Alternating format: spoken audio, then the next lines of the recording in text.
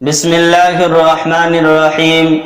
আলহামদুলিল্লাহি ওয়াহদা ওয়াসসালাতু ওয়াসসালামু আলা মান লা নাবিয়্যা বাদা, আম্মা বাদ।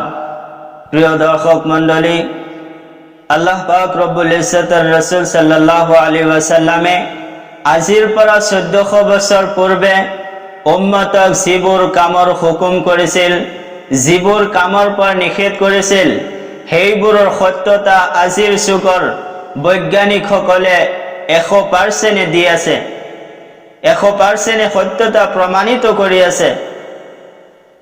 সেইবোৰ বিষয়ৰ পৰা 2-4টা উদাহৰণ লৈ আজি আপোনালোকৰ সন্মুখত আহিছো।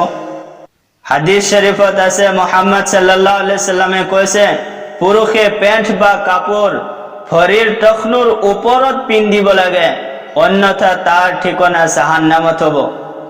সহিহ বুখাৰী হাদিস নং 5787।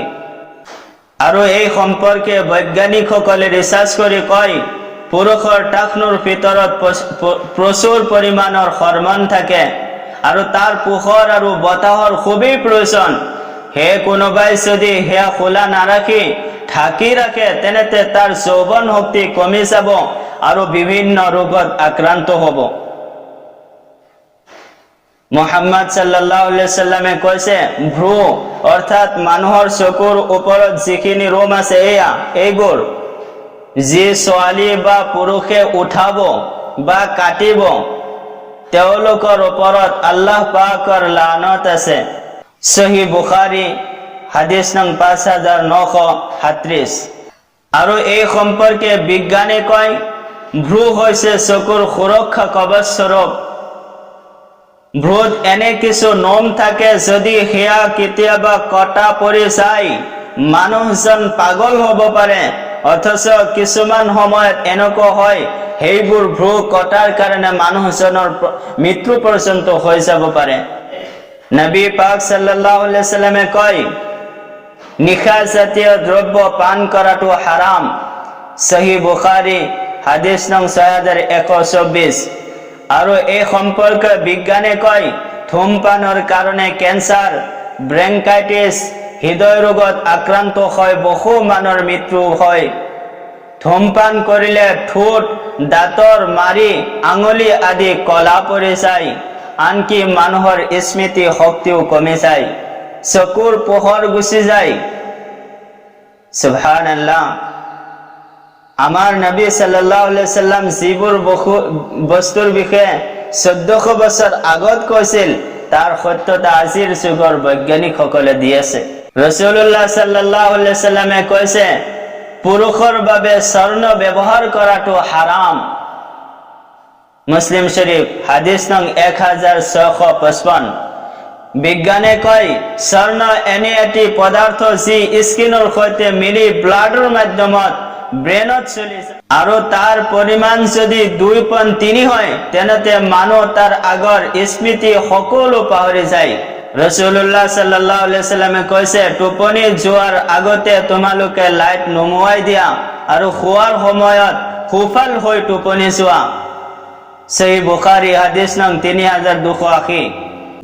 আৰু এই সম্পৰ্কে বৰ্তমান সময়ৰ বৈজ্ঞানিকসকলে ৰিচাৰ্চ কৰি পাইছে আৰু কৈছে, সুফল হৈ শুই থাকিলে হাৰ্ট ভাল কৰি পাম্প ল'ব পাৰে, আৰু লাইট নুমুৱাই নিদি টোপনি মাৰিলে ব্ৰেইনৰ এনাটমি ৰস শৰীৰত প্ৰৱেশ কৰিব নোৱাৰে, যাৰ ফলত মানুহৰ কেঞ্চাৰ হোৱাৰ সম্ভাৱনা থাকে।